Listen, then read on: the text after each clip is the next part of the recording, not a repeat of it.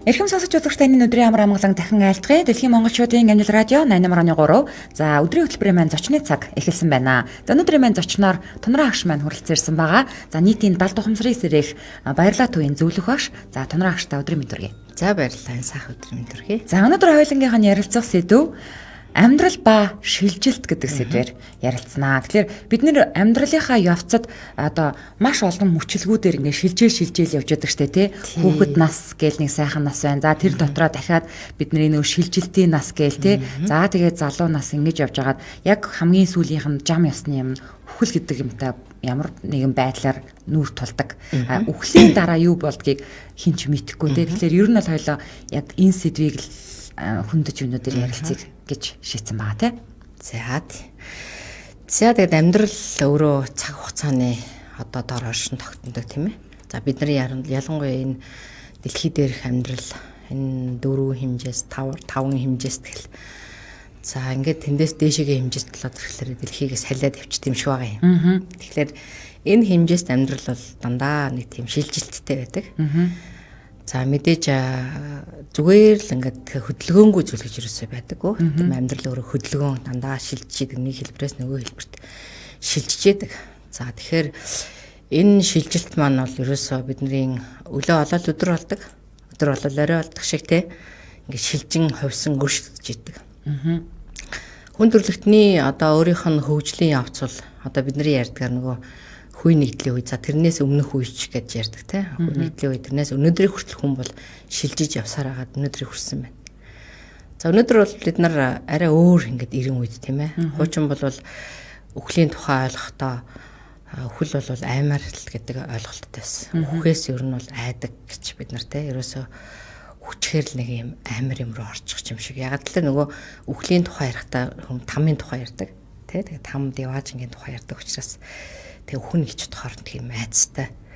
Хин нэг нь одоо өөхөх юм бол бүр илүү айцтай. За өөрөө ч яхаа өөхж байгаа үедээ тэгээд тэгсгээд явдаг юм шиг байна тий.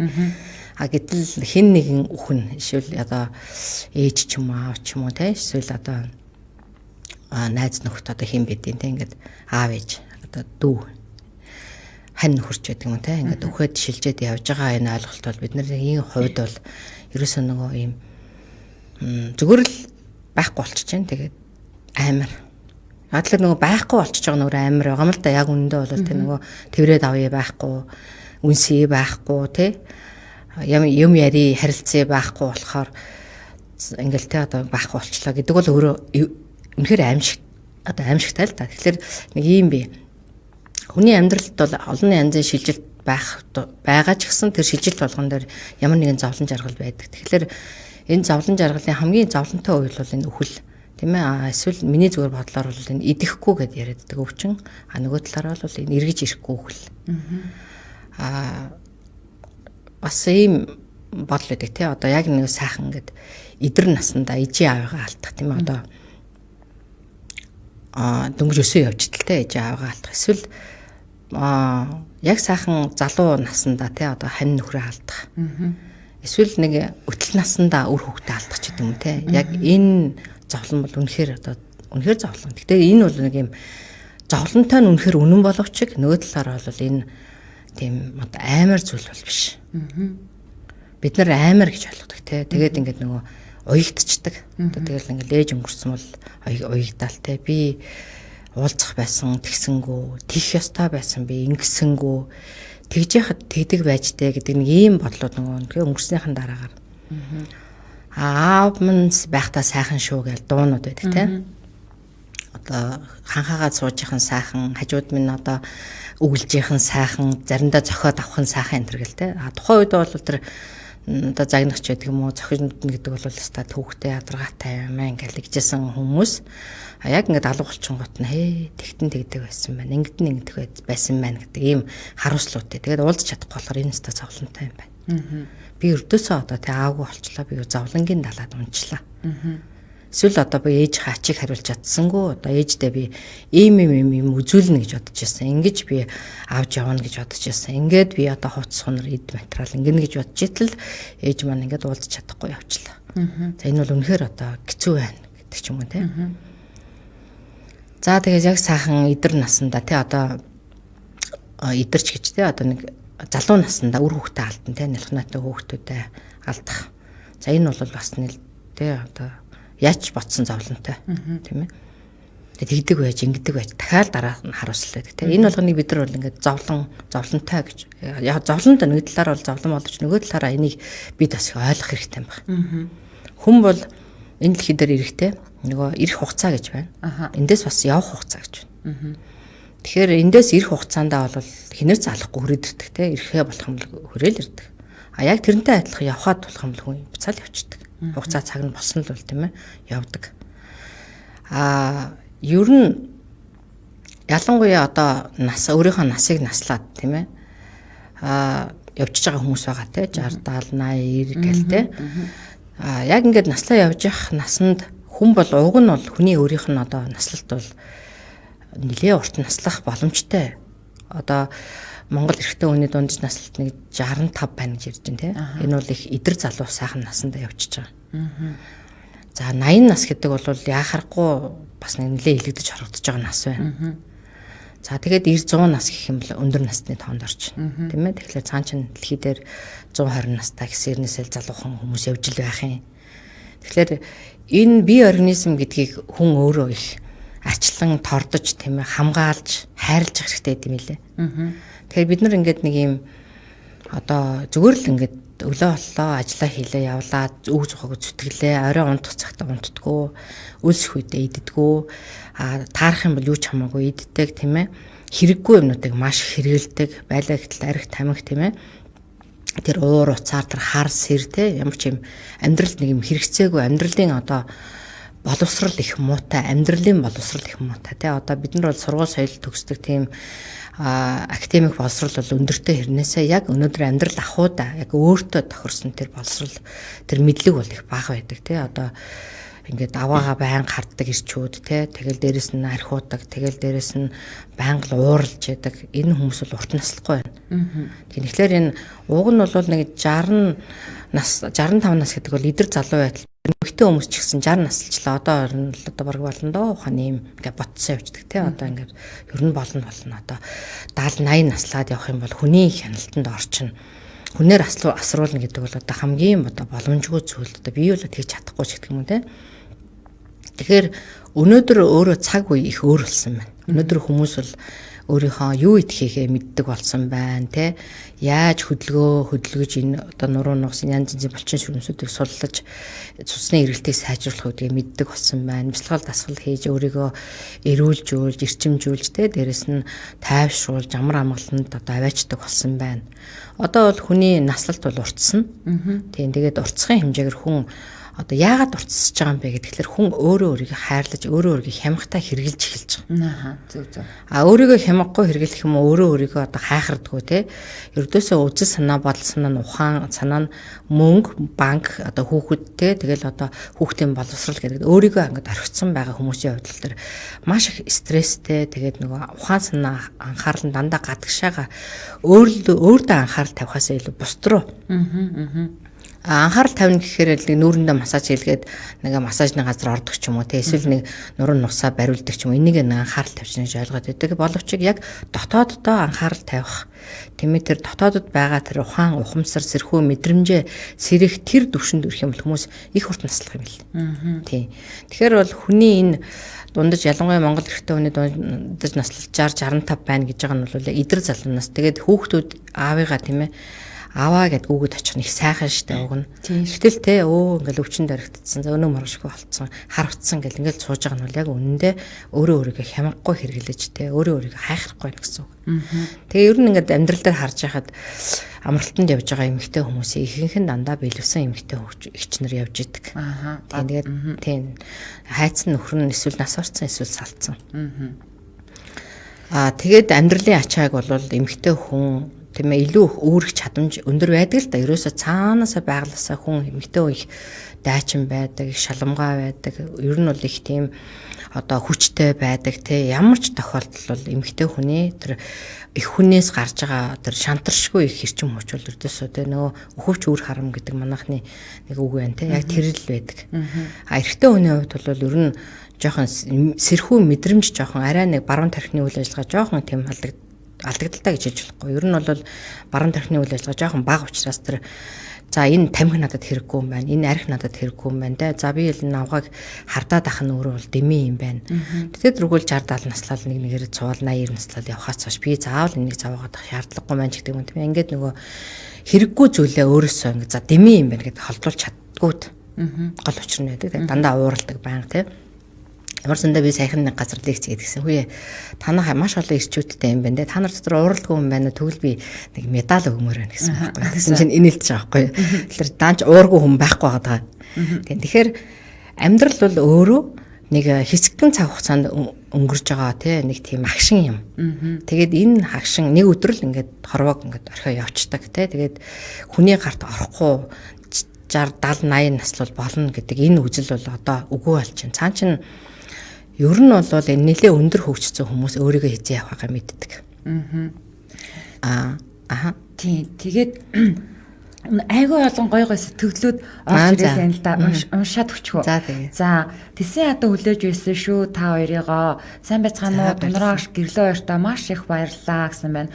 Хүн сэдэв байна. Хитрхи баг залуугаасаа хагцаж хайртай хүмүүсийнхээ ихэнхийг алдна гэдэг сэтгэл зүйд үүрд орших гуниг харуулсал байвч амьдрал үргэлжилдэг учраас амьдралын жамаар цааш алхаж явж сурах хэрэгтэйг ойлгож мэдэрсэндээ гэж байна. Сайн байцгаана уу? Та хоёртаа ажлын амжилт хүсье. Эцэг их хань үр хүүхэд алдах нь хамгийн их тэнхээ шавхдаг зовлон шаналл. Ийм л хэцүү үеийн талаар та бүхэн ярьж уширлаж өгч байгаа нь маш их талархалтай. Баярлалаа гэрлээ минь Тунраа агш гинэ. Тэгээд нэвтрүүлэг хэлэхээс өмнө Тунраа агшийн ярилцлага гарсан уу болох гэж гинүү гэл ингээд хүмүүс асуугац нэт та тэрийг бас хүмүүс хүлээдэг болсон би бас их баяртай. Тэгээд хойлонгийнх нь өнөөдрийн яг энэ сэдвийг бас хөндөж ярилцах болсон шалтгаан ч гэсэн бас сонсогчоос үүсэлтэй. Тэгэхээр яг өнөөдрийн нөхцөл байдалд та хоёрыг дэлхийн өнцөг булан бүрт ажиллаж амьдарч байгаа монголчууд маань сонсож байгаа, үзэж байгаа. За тэгээд тэр тусмаа нөгөө COVID-19 коронавирусээс болоод нөгөө бүгд хөл хорионд орсон тий. Тэгээ яг энэ цаг мөчид бас хин нэг нэгээ алдах тий. Тэгээд бүр уйлзаж чадахгүйгээр хүний нутагт байж байгаад алдах. Үнэхээр бас яалтчгүй зовлон л тоо. Тэгээд энэ үеийг хэрхэн яаж давж гарах вэ? Хол байгаад байдаг тий. Тэгээд энийг ярьж өгөөч гэгээд сонсч байна хүснээр яг давж гарах нэг сэтгэл зүйн хувьд маш хэцүү шттэ тий. Энийг бас авч тахшаа тодтогч. Ер нь тэгэл ямар ч зовлон бол хүн даваад гарах тийм боломж өөрийнхөө дотоод одоо хүчтэй тэр дотоодосоо ер нь гарах хэрэгтэй. Тэгээд ер нь их ямар ч тохиолдолд уналтанд байна. Уналтанд сэтгэл зүйн уналтанд байна гэдэг бол хүний ердөөс нөгөө тэдэшээ одоо ахиулдгүй. Дээрэс нь одоо нэг ийм түүх яриа л да. Нэг агуу гэгэнтэн байж гинэ. Тэгээ хаан байнга очиж нөгөө зөвлөгөө авдаг. Тэгэл очих болгонд л аваатгаа хоёлаа дуулаад бүжиглэл ингээл байж идэг гэгэнтэн. Тэгэл байжсэн нэг өдөр нэг тэр гэгэнтэн хүний эхнэр нь нас орж гинэ. Тэгээ хаан бодож гинэ. За нөгөөдөг чи одоо л нэг дуулж хурдгаа зогсоосон бах та. Одоо эхнэр нь нас орсон юм чинь тийм ээ. Одоо л нэг уу хашууд автаад нэг сууж байгаа бах та гэдээ очисон чинь нэг бах байдгаар хөгжмөд харцсан л тоглол дуулж гинэ. Тэгээ хаангүй та одоо нэрээ. Гэхдээ ядаж энэ нөхөл хацал болсон байж хахад хүмүүс юу гэж бодох юм? Та ядаж над дуу хоорой болчих болдгоо юм уу? Гэсэн чинь нөгөө гинтэн агуу их хаам яагаад болно гэж. Яагаад гэвэл миний хажууд миний ихнэр байж байгаа. Тэ байхгүй гэж юу н бодоод тах шаардлагагүй. Яг л байж байгаа. Хэрвээ намайг гутарч гунах юм бол тэ энэ минь яач вэ гэж санаан зовно. Тийм учраас бол би энэ үхэл гэдэг бол өөр шилжилт тэ. Хүн шилжчихсэн байхад би яагаад дууга хураагаад дүнбигээд уйтгарлаас явах хэрэгтэй. Тийм учраас бол дуу хоор үргэлжлэх нь өөрөө эхнэрийн минь баясах юм. гэж хэлдэг. Тэгэхээр бол амьдрал өөрөө шилжилт гэдгийг бид ойлгох хэрэгтэй. Амьдрал бол төр зуурын тийм ээ нэг хэлбэрээс нөгөө хэлбэр рүү, нэг төрлөөс нөгөө төрөл рүү шилжих шилжилтийг бол үхэл гэж нэрлэдэг. Тэгэхээр үхэл өөрөө тодорхой хэмжээний бас амралт байдаг. Энэ одоо насанд ингээд те тодорхой хэмжээгээр ядарсан, зовсон, гадаадд байгаа үр хүүхдээ сансан те уулзч чадахгүй байх, сэтгэл ханамжгүй амьдралаар удаан амьдэрсэн. Эсвэл өвдсөн, зовсон байдлаас хүн салахын тулд тодорхой хэмжээгээр амардаг. Тэгэхээр энэ үхэл гэдэг бол өөрөө нэг байж ушгүй муухай зүйл биш. Алга ингээд алга болчихж байгаа юм биш. Бид нар яг төвшөндөө бол бид нар нэгдмэл нэг оршдог. Тийм учраас одоо ээжийн төлөө санаа зовоод те уулзч чадсангүй байх гэдэг юм уу, эсвэл одоо ачиг нь хариулж чадсангүй байх гэж бид харамсдаг. Тэгвэл ерөөсөө уулзаж чадахгүй байна гэдэг бол яа харахгүй нэг хилээс хилийн хооронд тийм энэ дэлхийн өнцөг болон хойртолд байж байгаа ямар гүгээд очих юм биш те ачинд хариулаагүй байна гэж ярьдаг те эн чин ач гэдэг бол яг тухай үед л байдаг. Жишээлбэл уцаар ярил ээж минь та сайн уу би сайн байгаа шүү гэдэг л ээж санаа намарчдаг. Ач гэдэг бол нэг том алтан бууж зүйлгээл ах энэ л ач гэж хэлэхгүй тэр ээж яг үнэндээ эндээс явахдаа алтан бууж үтгээл тийм нэг ширхэг одоо өвс хялгасч авч явах боломжгүй байдаг. Учираас ээж минь би маш сайн байгаа шүү гэдэг үгэнд чинь л ээж хангалттай. Тийм учраас бол тэр ачийг өнөөдөр бид нар хариулж чадахгүй байна гэдэг нь нэг булган дээл авч өгөх эсвэл нэг хоёр өрөө байранд оруулахыгаа бид ачийг хариулж чадсангүй ээжигээ би байранд оруулж чадсангүй ч гэдэг юм уу те ингэж харамсдаг. Яг үнэндээ бол хүний энэ байр сав те энэ эд мөнгө материал гэдэг бол төр зураг хэрэгцээний зүйл байдаг болохоос ш тийм ээ тэр хүний сэтгэл зүрхийг үрдийн мөнхийн баясгадаг зүйл бол биш. Дандаа баяр баясгалантайгаа байлгах зүйл юу вэ гэхээр та өнөөдөр сахиулаад өөдрөг байх хэрэгтэй. Яг таны хажууд таны ээж зэрэгцэл оршиж байгаа. Тийм учраас энэ амьдралын утга учирыг их өргөн цар хүрээтэйгээр ойлгож авах хэрэгтэй. Ээж нь тун утгагүй эргэл ирдэг тийм ээ. Яг тэгэхээр хүүхдийн чинь ч юм уу те. Ер нь хүн насархаараа ихэнхдээ ойрхон төрөлдөө ирдэг. Яг гэвэл тэр хүмүүсийн хоорондын үүлийн үүрэг карманы мэдээлэл тийм ээ. Ураг садангийн мэдээлэл их ойрхон байдаг учраас буцаж татагдаж төрдөг. Тийм учраас хөрөөл ирнэ. Тэгэхээр бол алга болчихж байгаа зүйл биш юм. Бид нар энэ өхлийн талаар бол жоохон буруу ойлголттой байдаг тий. Тэгээд маш их харуулцдаг, хаагцтай тий одоо ингээл хаагцлын үзлээ. Хатуу байна, хорвоод дэлхий орчлон ямар хатуу юм бэ гэл тий би хайран сайхан хүүгээ зэл залуугаас нь алдчихлаа энэ төр гэд ярьдаг тий. Хатуу хэцүү.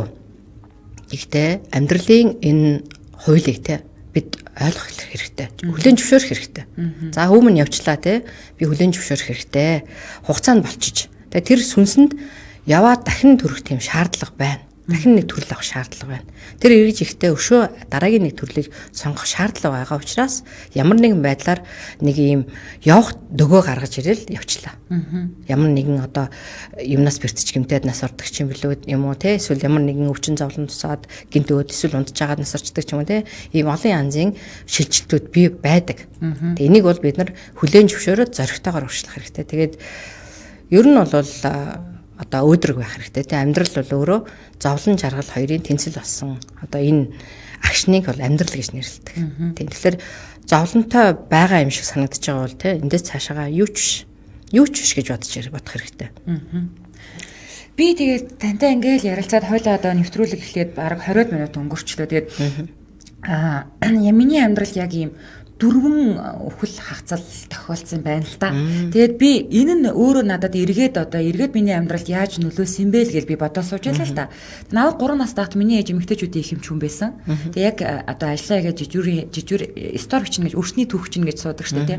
Сууж агаад ажлынхаа местэн дээр зүрх нь хаагдсан. Гэхдээ би 3 настай байсан учраас ээжигээ яг сайн сангүй байхгүй. Тэгээд сүүлд одоо ингээд зургийг хараад миний ээж ийм хүн байж тээ гэд.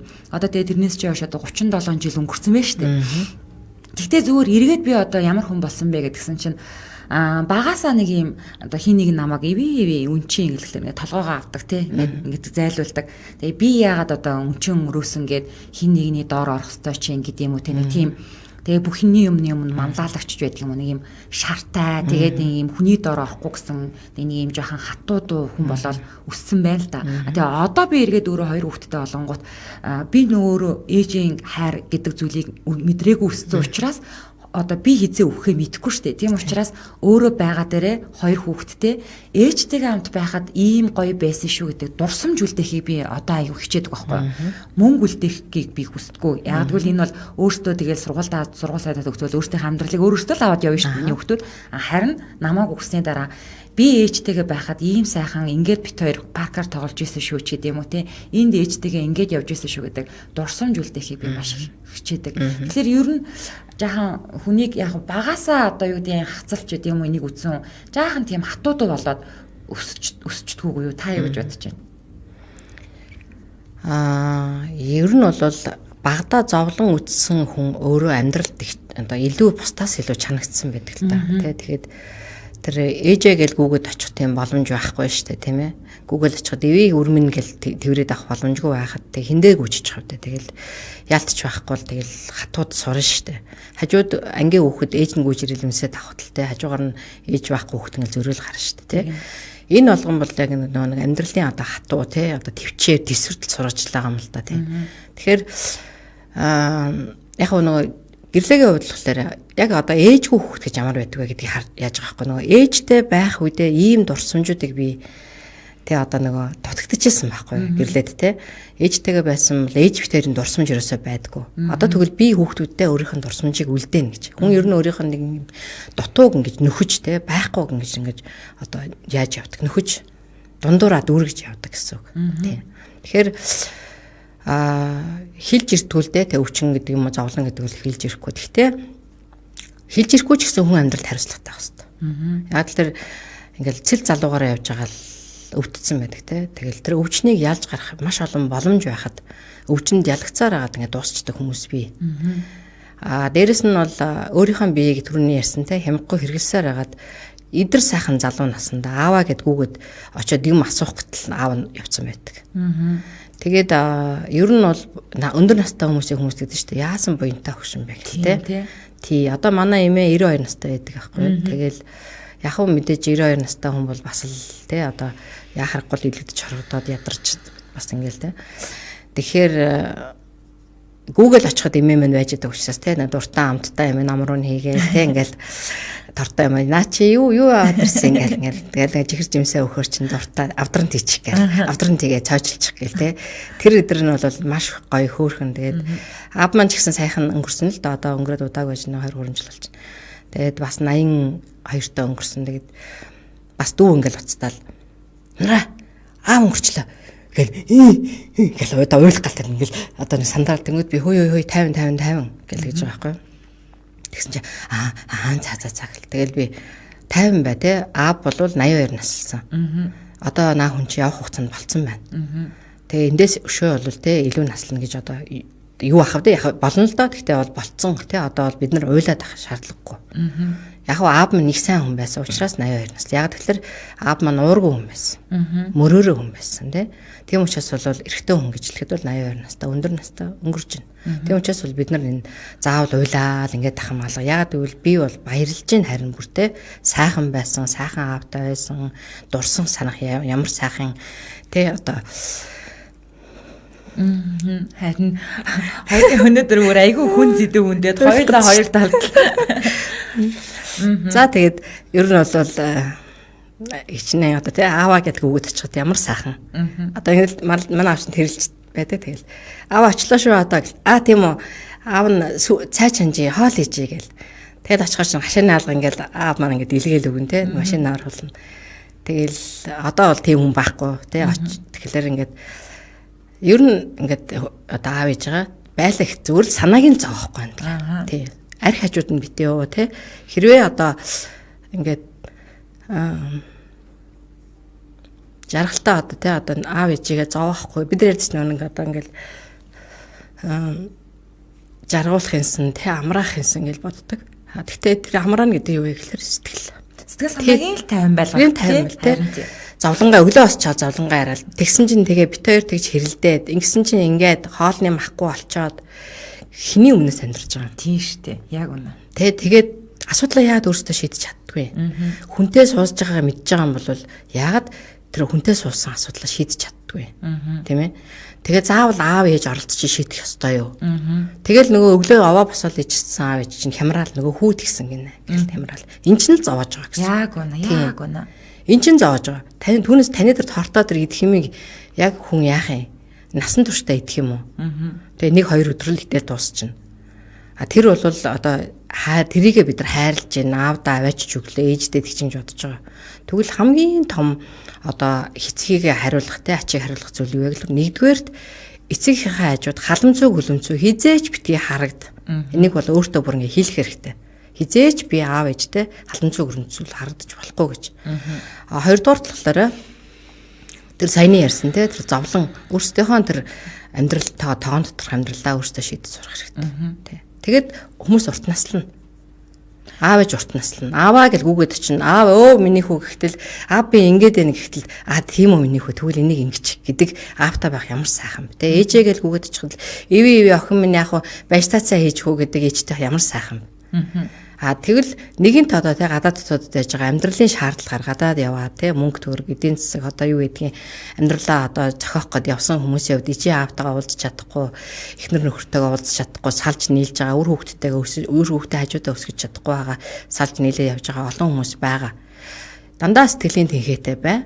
Тэгээд хүчтэй бай, зоригтой бай, тэ амьдрал бол ингээд дандаа зовлон байдгүй. Тэгээ зовлонтой юм шиг боловч нэг өдөр жаргал өөрөө чи ингээд тэрвэрэд аавна. Гэхдээ жаргалыг бол хүн өөрөөсөө хайх хэрэгтэй. Жаргал бол гадна талын жаргал бол төр зүрийн жаргал байдаг учраас та өдөр болгон дандаа жаргалтай ямар ч өвхөл ирсэн, ямар ч хагцал ирсэн тэ ямар ч салалт ирсэн та үргэлжийн мөнхөд тэнцвэртэй байх тэр боломж бол байна. Тэр хаана байгаа юм бэ гэхээр таны дотор байна. Тэрийг хэн чиглүүлж өгч юм гэхээр таны ухамсар чиглүүлж байна. Ухамсарыг яаж өдөөх юм бэ гэхээр далд ухамсар эсрэг 9 метр мэсгэл дасгалтыг хийгээд үзээрэй. Хийгээрэй ер нь бол тийм ээ. Тэгж байгаа тохиолдолд хүн унах чийтэлтэй буцаагаал тэнцвэртэй болчдөг. Унах чийтэл буцаагаал тэнцвэртэй болчдөг тий. За ийм гайхамшигтай дасгал байгаа. Харин тий. За үзэж байгаа үзэгчдээс маш олон сэтгэлүүд орж ирсээр байна. Тунраа агшийг нэвтрүүлэгт орохыг нь хүлээдэг болжээ. Баярлалаа гэсэн байна. Амжилт. За би бас их хүлээж байлаа. Баярлалаа гэсэн байна. Сайн уу их сонсдог шүү гэсэн байна. За яг үнэн гэрлээ хүнд өнчөө өрөөсөн гэж хэлүүлэх их дургу байсан. Надад ээжтэйгээ байсан дурсамжууд их байсан. Бас овоо 9 настай байсан санаж байна. Их хатуу болсон гэсэн байна. Тунраа агшийн лекц үнэхээр гайхалтай. Багшийг минь уйлуулч та гэнэ. Сайхан хүн шүү гэсэн байна. Аавтайгаа хамт олон жил хамт байсандаа би хамгаас их баярлалаа гэсэн байна. Тийштэй үнэн гой сэдв байна. Баярлалаа та хоёртоо. Баярлалаа эрхэм та бүхэнд амжилт хүсье. Үг үнэн хүчтэй байх хэрэгтэй. Энэ сайхан багшийнхаа ачаар өдөр бүр аз жаргалтай байж ээж аавынхаа ачийг хариулж явнаа гэсэн байна. Тэ бямсараа. За 95 онд аавыг өнгөрөхөд уунгартайсан болохоор уулзах чадаагүй. Эвгүй байсан ч даваад гарсан гэсэн байна. Сараванчууд орж. Би бүр уйлж орхилоо сэтгэл хөдлөлтөө гинэ тий. Өнөөдрөөс үнэхээр сэтгэл хөдлөсөн сэдв байна. Тэгээд би бас ингэж бодож юм шаа. Хин нэгэн хайртай дотных нь хүмүүс аав ээж хань ажиллам ч юм уу одоо ингээд өвдөөд байж хахад имжлээ дасарч сувлаа тэ нөгөө нэг бохрын зөөгөөд ингээд явж хагаад өнгөрүүлэхээр нөгөө хүмүүс маань үр хөвгтүүд нь ч юм уу тэ хань ажиллам ч юм уу би ханыгаа асчилж тордож ямар ч байсан асарт итгэсэн шүү аав ээжигээ ямар ч байсан ингэж хагаад явуулсан шүү гэд арай нэг жаахан сэтгэл үеийг үлддэг юм шиг байна. Гинт ингээд өнгөрчхөөр бас хүмүүсний жаахан хүнд зохилт болж ч юм уу эрдэг юм шиг надаас Тэгээд би зүгээр яг тэр хэвтэртэйгээ хин нэг ч юм уу те өвдөж авсан хин нэг ингээд арчлаа дасарч тоглоод ингээд байж байгаа хүн айгүйх буян хураадж байгаа юм болов уу гэж би боддیں۔ Та энийг юу гэж боддог вэ? Ер нь бол яг зүгээр би бол тэр буян моёнгийн тухай бол сайн мэдэхгүй. Тэгээд буян бодож тэрийг хийн гэдэг бол нэг утгагүй санагддаг. Тэгээд зүгээр би миний аав, миний эмээ чинь те би ямар нэгэн байдлаар энэ хүнд одоо тодорхой хэмжээгээр туслах ёстой. Хүнийг ер нь бол заавал эмээ өвөө гэлтгөө тийм ээ хүнийг ядарч байгаа үед нь те ядарч зовж байгаа үед нь бол төшиг тулга болоод явна гэдэг бол хүний хамгийн одоо дээд сэтгэл гэсэн үг. Тэгэхээр хүн ер нь бол дээд сэтгэлтэн өөрөө хүнд бол тэр тусалж байгаа үедээ хүнээс буцаад одоо горддгоо.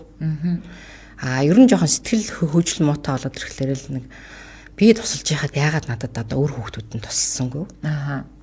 Би эдний аавыг одоо өстой нас ортол л одоо асарсан шүү дээ. Яагаад одоо хүүхдүүд нь надад ингэж ханддаггүй юм ч гэдэг юм уу те. Ингээд нэг юм хариу нэхэд нэг юм буян одоо буцаж гуугаад ингээд идэг. Тэгэхээр ер нь аливаа зүйлийг тийм ээ сэтгэлээсээ л хийж чадж байгаа тохиолдолд тэр танд өссөн өсөөгөө тэр буян гэж бодоод гордоод байгаа тэр зүйл хүрээд ирдэг. Хүмүүс бол буян та их буянтай ажил хийдэг гэж ярьдаг. Надад бол буян ботсондоо би энэ ажлыг хийдэггүй. Би зүгээр л одоо хүндтэй нэг зөв атайхан замын заагаад өччихсэн доо. Энэ хүн уналтанд ороодох юм яаж уцаагаад нэг босгоод авчидаач гэдэг юм уу те. Тэр үднэс нь л боддог. Түүнээс чинь тусгуух ч юм уу эсвэл нэг хариу нэгсэн нэг тийм байдлыг бол ерөөсөө би өөрөө бол ерөөс нэг ягаад ч хүлэн зөвшөөрч чаддгүй.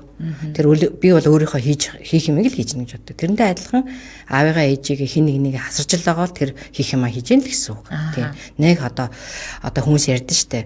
Өө стандарт хатам ээжийг нь одоо яагаад хатам аавыгаа тэгээд жишээл би бол хатам ээжигээ бол нэлээ олон жил асарсан. Гэхдээ бол надад яагаад ч юм тэр би энэ хүнийг асарсан учраас би ингэн гэж л боддоггүй. Ердөөс тийм бодол орчдөг. Тэгэхээр бид нар өөртөө бас бодох хэрэгтэй. Хүн энэ дэлхий дээр яах гэж ирдэг вэ гэхээр бусдын төлөө ирдэг. 50%. Өөрийнхөө төлөө 50% ирдэг. Тэгэхээр бусдын төлөө 50% ирж байгаа нөгөө ядарч байгаа үед нь те одоо манайх ярьдаг тэнхээтэй яг тэмээгээр тусснаас твдж явах твэнгээр туслах гэж тийм ээ. Жохон ч гэсэн одоо тэр памперсын солиод өчтдөг. Жохон ч гэсэн гүгээд очдог. Яаж нэмээ минь та өө минь таач гэдэг юм уу тийм ээ. Энэ нь өөрөө буцаагаад тэр одоо хүнийг өөрийнх нь дотроос нь өөрийнх нь тийжээд. Тэр хэний төлөө хийгээд байгаа юм яг үүндээ бол өөрийнх нь төлөө л хийдэг. Дарааг нь харуулсахгүй тулд. Аавыгаа би тэгж асарч чадаагүй штэ гэж харуулсахгүй тулд асраад явж байгаа нь өөрөө яг үүндээ аавын төлөө хийж байгаа юм шиг боловч. Буцаад өөртөө л хийждэг. Тийм. Ер нь тийм штэ. Яах гэж өөртөө хийж байгаа юм бэ гэхээр энд ирсэн нөгөө даалгавар нь юу вэ те? Тэрийг л бодож идэг. Гэхдээ тэрнийг хүн болгон тэгж ухаж ойлгодгоо. Би одоо энэ стандараа асарж гин стандараа настай хүн асар хэцүү юм аа.